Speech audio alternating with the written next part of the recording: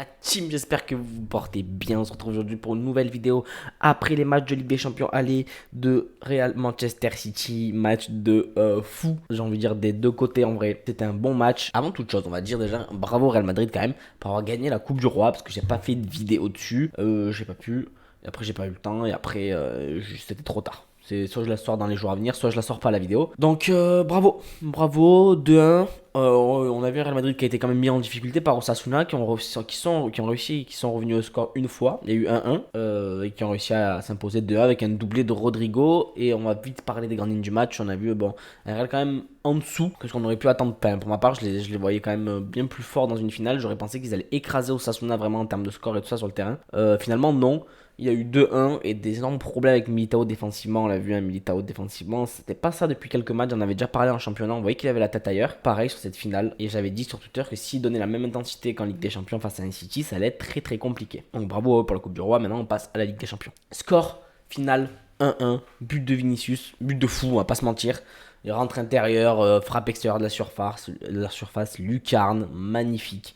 On a beau pas aimer le Real Madrid, on a beau pas aimer la personne qui est Vinicius, le joueur, on est obligé de l'apprécier pour le football qu'il propose.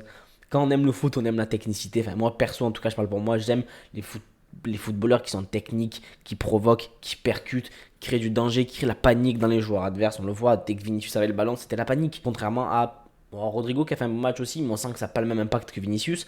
Et qui, pour moi, Benzema fait pas du tout un bon match pour le coup. Benzema fait pas du tout un bon match. Depuis quelques temps, on le voit, Benzema, c'est compliqué pour lui, il est fatigué. Je pense qu'il a tellement donné la saison précédente que cette saison, il est un peu en dessous. Enfin, il est clairement en dessous. À voir ce que ça va donner pour le match retour. Parce que de l'autre côté, on a un Real qui gagne 1-0 avec un City qui a dominé la première mi-temps, qui a eu des actions. Le Real finit avec la mi-temps avec un tir, un but. Ok, bon, très bien, on a compris, on connaît, nous, supporters du Barça et autres. Quand on voit le Real Ligue des Champions, on sait très bien ce que ça sent, ce genre de match. C'est un miracle encore du Real Madrid qui arrive à faire le dos rond pendant je sais pas combien de minutes. C'est une capacité de fou, c'est leur force. Ils font le dos rond, ils encaissent pas. Et eux, il leur faut serait-ce un millimètre d'espace pour marquer. Ou t'as une fenêtre de tir pour tirer, elle rentre.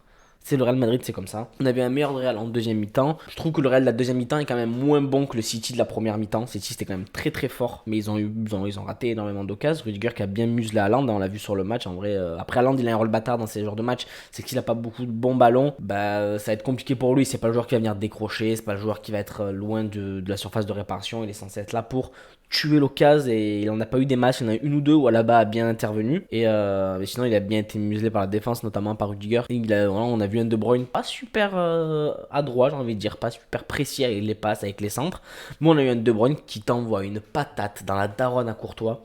Nous, supporters du Barça, je pense qu'on a tous crié, on a tous été contents. Donc je vous vois venir là sur Twitter dans les commentaires. Oui, c'est beau de supporter le Barça. Vous êtes toujours contre le Real ou ce genre de truc. En gros, vous allez dire, vous n'avez pas honte d'être contre le Real.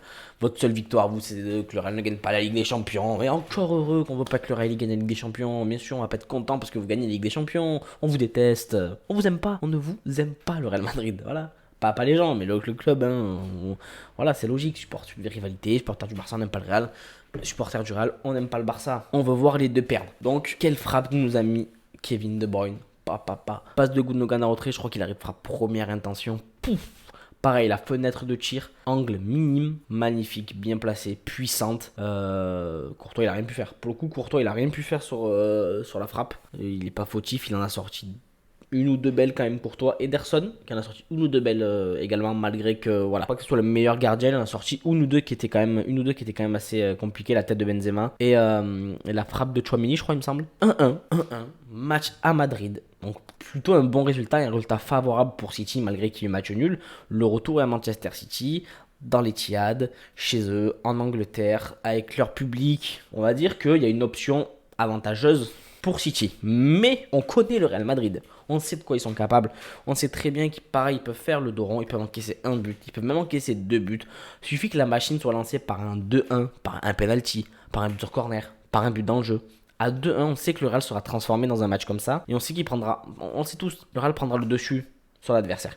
Mentalement, physiquement, dans les contres. Tout sera favorable au Real Madrid. C'est la grande force. Donc il faut que City vraiment arrive à tuer le match le plus vite possible. Il ne faut pas laisser de cadeau. Parce qu'il n'y a vraiment rien qui est fait. Oui, ils ont l'avantage du terrain. Ok, c'est chez eux. Ok, c'est leurs supporters. Il suffit que le Real marque un but. Soit avant le City, soit une égalisation. Enfin, soit pour revenir au score genre 2-1 ou une égalisation. Parce que s'il y a 4-1, vous voyez, bon, ça va être compliqué, on est d'accord. Mais si le Real est à rien de revenir, ou si le Real marque en premier, ils ont une capacité à faire le dos rond, une capacité à savoir quand jouer, quand il faut aller au bout de l'action et à marquer. Elle a une capacité à jouer en contre, parce que City a moins, je trouve, quand même. Hein. Même s'il y a Haaland qui est dans l'axe et qui court vite sur les côtés, Bernardo, c'est pas le joueur qui apporte la vitesse. Pour moi, il n'a pas fait un bon match d'ailleurs, Bernardo. C'est un milieu, pour moi, ça restera pas un ailier droit. Pour moi, ça restera pas un ailier droit. Et quitte à choisir entre Messi et Bernardo, si un des deux doit venir au Barça, je préférerais reprendre Messi. Bernardo apporterait la même chose pour moi que Messi. Sur un côté, il ne fait plus la différence comme il le faisait il y a quelques temps. Et pour qui joue en milieu, c'est presque un numéro 10, Bernardo Silva. On voit qu'il a une bonne patte gauche, qu'il est à l'aise techniquement avec le ballon, mais il ne pourra pas déborder, il ne pourra pas provoquer, il ne pourra pas percuter. Donc à choisir, je préfère avoir un Messi, c'est quasiment le même rôle qu'un Bernardo, on va pas se mentir. De l'autre côté, Grealish a fait un match moyen, hein. Il a pas fait non plus un match de fou, qui a eu du mal à passer face à Carvajal, alors que c'était pas le meilleur défenseur Carvajal sur lui. Il provoque pas tellement dans la profondeur, il revient souvent sur un pied droit, il repasse par l'axe. Il a pas fait un match nul, mais il n'a pas été exceptionnel. Il n'a pas provoqué quelque chose de fou. Il n'a pas, on va dire, il n'a pas aidé à Manchester City à forcément marquer ce but en tout cas en plus. Il n'a pas aidé City à être encore plus dangereux que ce qu'il était sur le match. Peut-être qu'un Foden en fin de match aurait été bien, ouais, Mahrez, je sais pas, quelqu'un qui aurait pu éliminer Carvajal, parce que Carvajal, il fait beaucoup de fautes déjà. Donc tu lui mets un joueur qui percute, qui dribble, il risque d'avoir un carton jaune plus facilement que ce qu'il aurait dû avoir. On va pas se mentir les gars, Carvajal aurait dû avoir un carton jaune. Le football c'est un jeu avec les pieds, alors oui tu peux avoir du contact avec l'épaule, mais ça c'est pas l'épaule ça. Ça et quand le ballon est sorti, c'est pas l'épaule. Ça, c'est juste pour casser les couilles du joueur, pour lui faire mal. On a vu notamment sur Grealish. Carvalho aurait dû prendre son carton jaune. Je crois qu'il a même pas pris au final. Ouais, donc, non, en vrai, c'était un match qui était plaisant. C'était un match qui était très plaisant. Kamavinga qui a fait quand même un gros match. Mais Kamavinga, voilà, il fait un gros match. Mais il y a des moments en fin de match où on sent qu'il est fatigué. On sent qu'il perd en lucidité. Il fait des erreurs qui peuvent coûter très cher. Bon, là, City, ils n'en ont pas profité. Mais les pertes de balles au milieu de terrain, quand il glisse, quand il rate une passe facile, quand on voit que Kamavinga, sur les 90 minutes, après, il fait beaucoup d'allers-retours, hein, c'est normal qu'il soit fatigué, hein, c'est pas le souci. Mais il faudrait peut-être le remplacer ou quoi que ce soit, parce que tu le sens en fin de match, Kamavinga, c'est pas la même. Malgré qu'il fasse un match quand même très très fort. Encore en défenseur gauche, qui limite son poste maintenant de prédilection, j'ai envie de dire, il est meilleur défenseur que milieu. Mais après, il avait un client, c'était Bernardo Silva, c'était pas le client le plus difficile sur un côté en tout cas à défendre. J'aurais bien aimé le voir face à un Mahrez ou un joueur comme ça. Même un Foden, ça aurait été beau. Peut-être au match retour, on verra. Non mais en vrai c'était cool, 1-1. Donc oui, comme je disais, avantage quand même à City, avantage du terrain, avantage de la maison, avantage des supporters. Mentalement t'as l'avantage parce que t'es chez toi. Mais le Real au pied du mur, dos au mur. Et quand ça va pas, le Real on connaît. Le Real on connaît, on sait de quoi c'est fait, on sait la facilité qu'ils ont à rebondir. Donc rien n'est enterré encore, ça va tout se faire au match retour. Pour moi c'est 50-50, allez 53-47. Parce qu'ils sont à la maison City, mais vraiment c'est quand même très très serré. Le Real, on connaît la capacité et la facilité qu'ils ont à déjouer leur adversaire en tout cas. Et on voit que tout passe par Vinicius cette saison, hein. Sans Vinicius, le Real n'aurait pas été la même cette saison clairement. Il provoque, il percute, il dribble. Il avait Walker face à lui. Walker qui fait un bon match, je trouve quand même face à Vinicius, hein. Il a eu des moments où Vinicius a réussi à passer, mais des moments où Walker a réussi à défendre, hein.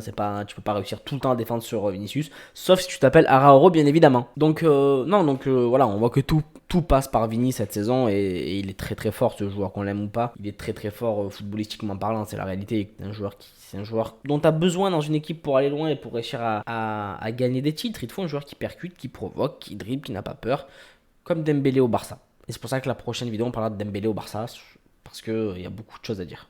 Les frérots, on se retrouve très vite pour une nouvelle vidéo sur Dembélé, justement, pour le coup. N'hésitez pas à me dire en commentaire ce que vous avez pensé du match, si pour vous, vous voyez qui vous voyez favori en tout cas sur le match, City ou Real. N'hésitez pas à partager, à me suivre sur les réseaux sociaux dans la description. Moi, je vous dis à très vite, portez-vous bien. On est quand même content du match nul, on va pas se mentir. Merci Kevin De Bruyne, merci. Ciao la famille.